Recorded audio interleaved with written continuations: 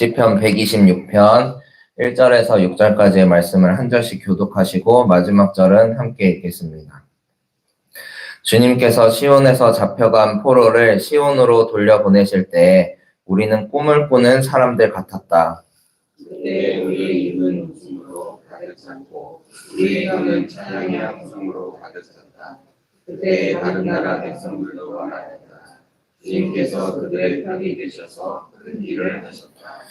주님께서 우리 편이 되시어 큰 일을 하셨을 때 우리는 얼마나 기뻤던가. 주님 내게의 시내들에 다시 물이 흐르듯이 포로로 잡혀간 자들을 불려 보내 주시고 눈물을 흘리며 씨를 뿌리는 사람은 기쁨으로 거둔다. 울며 씨를 뿌리러 나가는 사람은 기쁨으로 단을 가지고 돌아온다. 아멘. 오늘도 이 새벽에 함께 예배하는 우리 모두 가운데 하나님의 은혜와 평강이 넘쳐나길 소망합니다. 어저께나 오늘이나 한결같은 사랑으로 우리를 품으시는 주님께 찬양과 경배를 드리는 귀한 시간이 되기를 소망합니다. 오늘은 그때와 같이 지금도 라는 제목의 말씀으로 은혜를 구하고자 합니다. 한 가지 질문을 드리면서 시작하고 싶은데요. 여러분은 신앙생활을 하시면서 가장 큰 은혜를 누렸던 순간이 언제이신가요? 적어도 이렇게 새벽 기도회를 나오시는 분들이라면 하나님을 뜨겁게 만났던 순간이 한 번쯤 있으시지 않을까 하는 생각이 듭니다. 가장 큰 은혜를 누렸던 순간, 그때의 체험은 때때로 우리가 연약하여 넘어질 때에도 다시 일어설 수 있는 힘을 줍니다. 내가 지금 어려운 상황에 처해 있더라도 그때 나를 도우셨던 주님께서 지금도 나를 다시 일으켜 세우실 것이라는 확신을 갖도록 만들어줍니다. 오늘 본문이 말하고 있는 이스라엘 백성들도 마찬가지였습니다. 시편 126편의 배경이 되는 상황은 아직 이스라엘 백성들이 바벨론의 포로로 잡혀있던 시기로 보입니다. 4절에 보시면 포로로 잡혀간 자들을 돌려보내 주십시오 하고 호소하고 있는 모습입니다. 아직 이스라엘 백성들이 포로로 붙잡혀 있다는 뜻입니다. 그리고 1절에 보시면 이렇게 말합니다. 주님께서 시온에서 잡혀간 포로를 시온으로 돌려보내실 때, 여기서 이제 시온은 간편하게 저희가 이스라엘로 생각을 해볼 때 4절에선 포로로 잡혀간 자들을 돌려보내 주십시오 라고 하다가 1절에선 이미 포로 해방이 되었던 때를 회상하고 있습니다. 어떤 상황인지 조금 헷갈립니다. 이 본문을 우리가 잘 이해하기 위해선 1절부터 3절 그리고 4절부터 6절을 이렇게 구분선을 짓는다 생각하고 구분을 해서 이해하면 편하실 겁니다. 1절부터 3절까지의 말씀은 이스라엘 백성 중 일부가 이미 포로 귀환을 했던 때를 회상하고 있고요. 그리고 4절부터 6절까지의 말씀은 시간이 한참 지난 시점에서 남아있는 이스라엘 백성들까지 모두 포로 생활을 청산하고 본국 이스라엘로 돌아오기를 바라는 마음을 쓴 대목입니다. 바벨론은 이스라엘 백성들을 포로 삼아서 바벨론으로 이주시켰습니다. 1차 포로로 왕족, 귀족들, 그리고 지식인들을 끌어갔는데 그때 포함된 사람이 다니엘이었습니다. 그리고 2차, 3차, 4차로 군인, 기술자, 백성들을 순서대로 끌고 갔습니다. 포로로 잡혀간 이스라엘 백성들은 선지자 예레미야의 예언대로 70년 동안 이방 땅에서 탄식하며 예루살렘을 사모하다가 이스라엘로 귀환하는 기회를 얻게 되는데요. 교만한 바벨론이 신흥 제국이었던 메데 바사에 의해서 멸망하게 되는 순간이었습니다. 이 모든 것이 하나님의 섭리 가운데 이루어진 일이었습니다. 이때 패권을 장악했던 바사의 왕 고레스가 있는데 이 고레스가 칙령을 내렸습니다.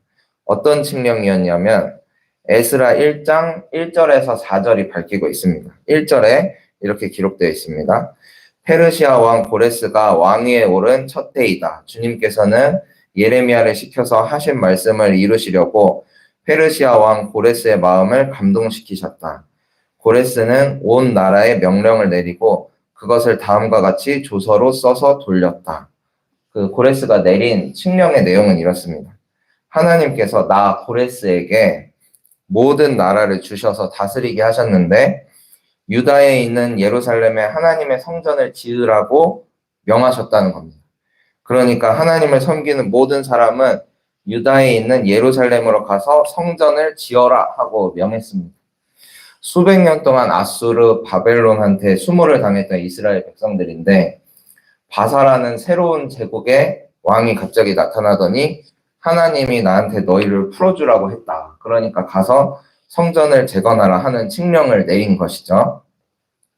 그동안 이스라엘 백성들이 힘이 없는 작은 나라의 국민으로서 겪었던 비참함, 그런 원통함을 한번 생각해 보시기 바랍니다.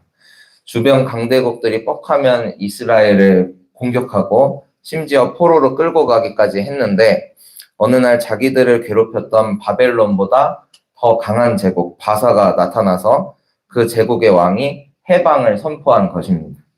얼마나 기뻤을까요? 그리고 얼마나 감격스러웠을까요? 그래서 1절에 이렇게 고백합니다. 그때 우리는 꿈을 꾸는 사람들 같았다. 그때 우리의 입은 웃음으로 가득 찼고 우리의 혀는 찬양의 함성으로 가득 찼다. 그냥 입꼬리가 살짝 올라간 수준이 아니었습니다. 입이 웃음으로 가득 찼고 혀가 찬양의 함성으로 가득 찰 정도로 큰 기쁨이었습니다. 여기서 찬양이 가득 찼다라고 표현된 히브리어 명사 린나는 견딜 수 없는 감격 속에서의 기쁜 외침을 의미합니다. 이스라엘 백성들이 그랬습니다. 마치 꿈을 꾸는 듯한 느낌으로 해방의 기쁨을 만끽했습니다. 우리가 하나님을 만났던 그 순간, 하나님과의 첫사랑을 느꼈던 그 감격이 기억나시나요? 그때 저희도 그랬죠. 이스라엘 백성들처럼. 이스라엘 백성들이 오랜 고통의 시간을 청산하고 다시 고향 땅을 밟는 그 순간처럼 감격과 환희로 가득 찬 때가 있었습니다. 우리 모두가 그때의 순간을 회복할 수 있기를 바랍니다. 첫사랑의 감격을 돌이키는 은혜가 있기를 소망합니다. 혹시 아직 그런 감격을 맛보지 못한 분이 계시다면 바로 오늘이 그리고 내일이 그런 은혜의 날들이 되기를 바랍니다. 바사의 왕 고레스를 들어쓰신 하나님의 놀라운 역사는 문 나라들이 보기에도 대단한 일이었습니다. 여기서 놀라운 점은 이때 당시 이방인들조차도 이스라엘 백성들의 포로 귀환이 여호와 하나님의 작품이라고 보는 데에는 다른 의견이 없었습니다. 2절 하반절을 보시면 그때 문나라 가운데에서 말하기를 여호와께서 그들을 위하여 큰 일을 행하셨다 하였도다 라고 합니다. 이스라엘 백성들과 고레스 왕뿐만 아니라 인접한 여러 이방 나라들도 모두 하나님의 위대하심을 인정했습니다. 2절 하반절에서는 이방 나라의 입장에서 이야기를 합니다. 그들을 위하여 하나님께서 큰 일을 행하셨다라고 하는데 3절에서는 같은 내용을 한 번 더 반복하면서 여호와께서 우리를 위하여 큰 일을 행하셨다라고 합니다.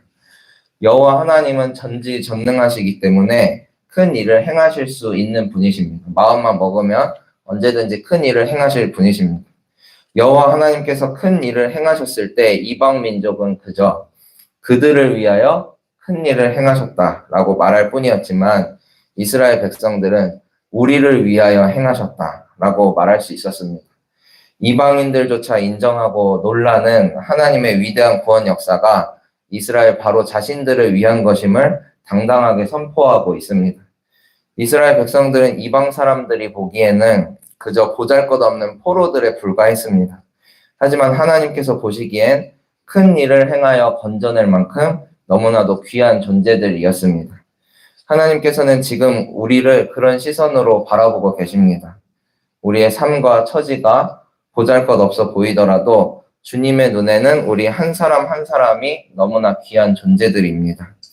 하나님의 때가 이르자 강대국의 왕을 들어 쓰셔서 이스라엘 백성들을 구원하신 것처럼 하나님은 우리를 향한 놀라운 구원 계획을 가지고 계십니다. 그러한 주님 앞에 우리도 믿음으로 반응할 수 있기를 소망합니다. 그들을 위하여 행하신 큰 일이 아니라 바로 나를 위하여 행하신 큰 일, 우리를 위하여 행하신 큰 일이 될 수 있도록 믿음으로 주님께 나아가는 우리 모두가 되기를 바랍니다. 앞에서 제가 3절과 4절 사이에 구분선을 쭉 그으시면 이해가 잘 될 거라고 말씀을 드렸는데요. 지금까지 3절까지의 내용을 함께 살펴보았습니다. 시인의 회상이었죠. 하나님께서 우리를 그렇게 구원해 주실 때 우리가 얼마나 기뻤는지 모른다는 그런 내용이었습니다. 그런데 시인은 4절에서 한 번 더 구원을 요청합니다. 여호와여 우리의 포로를 남방 시내들 같이 돌려보내소서.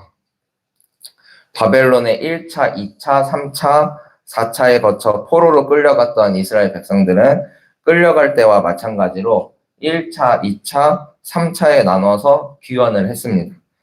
전체 백성들이 귀환하기까지 100년 가까운 시간이 걸렸다고 합니다. 그 시간 동안 많은 정치적인 변화가 있었고요. 그리고 이스라엘의 우호적이었던 아까 칙령을 내렸던 고레스 왕도 힘을 잃게 되었습니다.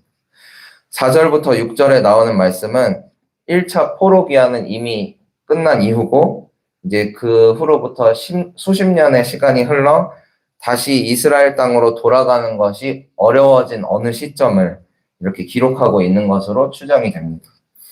여호와여 우리의 포로를 남방 시내들 같이 돌려보내소서.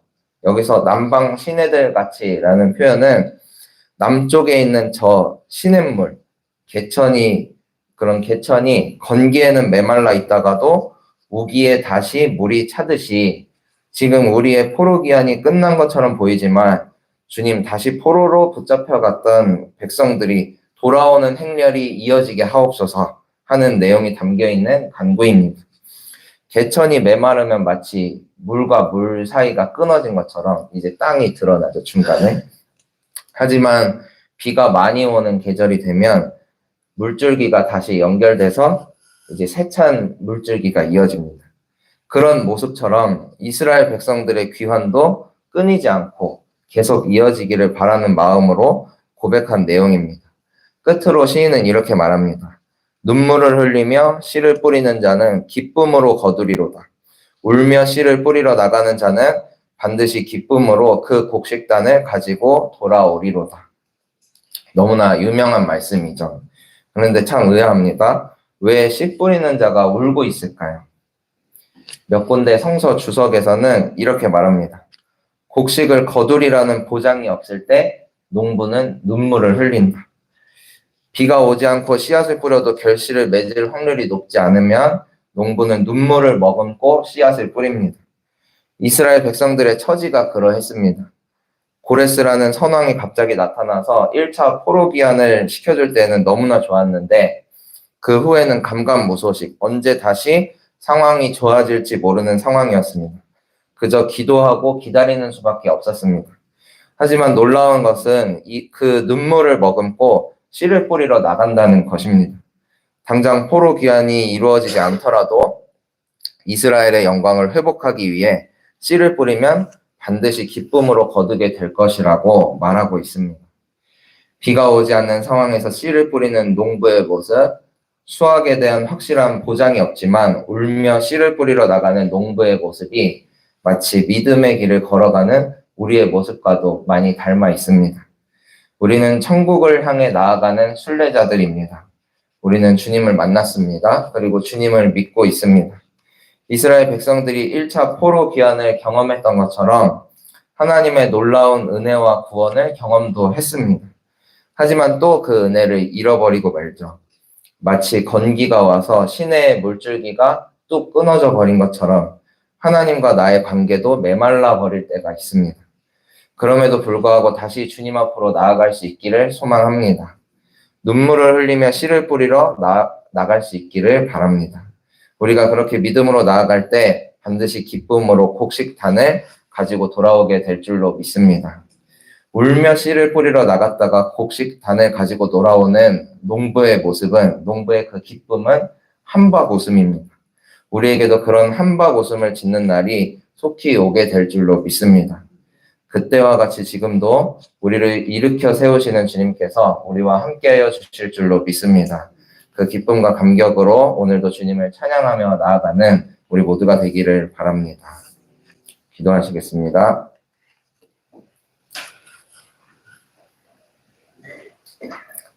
주님 감사합니다. 오늘도 귀한 날 주셔서 주님 앞에 나와 예배하게 하시니 감사드립니다.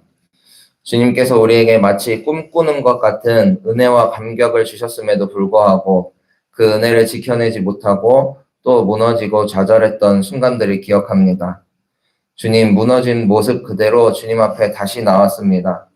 눈물을 흘리며 씨를 뿌리길 원하오니 저희를 불쌍히 여겨주시고 기쁨으로 단을 거두게 하여 주시옵소서. 마음의 소원, 해결받아야 할 모든 문제들이 주님의 때에 주님의 방법으로 이루어지게 하여 주시옵소서. 사순절 넷째 주일을 지나고 있습니다. 남방의 시냇물이 다시 차오르듯이 우리를 향한 주님의 사랑으로 다시 차오르는 시간이 되기를 원합니다. 받기만 했던 초보적인 신앙에서 벗어나 주님을 위한 삶 살게 하여 주옵시고 주님의 고난에 동참하는 제자로서 거듭나게 하여 주시옵소서. 지난날 모르고 지은 죄도 있었지만 알고도 지은 죄가 많이 있습니다. 주님, 이 시간 회개하오니 용서하여 주옵시고 정결케 하여 주시옵소서. 조금씩이라도 죄와 멀어지는 삶 선택하게 하여 주시옵소서. 산불로 인해 피해를 입은 많은 이웃들이 있습니다. 주님, 그들에게 위로의 손길을 내밀어 주시고 새 희망을 찾게 하여 주시옵소서. 이번 산불과 무관하지 않았던 인간의 책임을 통감합니다. 더 가지고 더 누리려고 했던 우리의 욕심을 내려놓게 하여 주시옵소서. 하나님께서 처음 주셨던 아름다운 자연을 회복시켜 주시옵소서. 오늘부터 꿈꾸는 제자학교가 시작됩니다. 하나님의 말씀을 사모하여 모이는 성도님들의 마음을 받아주시고 주님의 은혜 속에 풍성한 시간으로 채워주시옵소서. 강의를 준비하고 행하는 교역자들에게도 지혜를 허락하여 주셔서 하나님의 선하신 뜻이 바르게 전달되게 하여 주시옵소서. 슬픔을 당한 가정이 있습니다. 모든 장례 절차 가운데 회복과 치유의 은혜가 있기를 원합니다. 온 가족이 주님 안에 하나가 되는 시간이 되게 하여 주시옵소서. 삶과 죽음이 한 끗 차이임을 다시금 깨닫습니다. 주어진 하루를 온전히 살아내는 저희 모두가 되게 하여 주시옵소서. 모든 것 주님께 맡겨드리며 살아계신 예수님의 이름으로 기도합니다. 아멘. 하늘에 계신 우리 아버지여, 이름이 거룩히 여김을 받으시오며 나라가 임하시오며 뜻이 하늘에서 이루어진 것 같이 땅에서도 이루어지이다. 오늘 우리에게 일용할 양식을 주시옵고 우리가 우리에게 죄 지은 자를 사하여 준 것 같이 우리 죄를 사하여 주시옵고 우리를 시험에 들게 하지 마시옵고 다만 악에서 구하시옵소서. 나라와 권세와 영광이 아버지께 영원히 있사옵나이다. 아멘.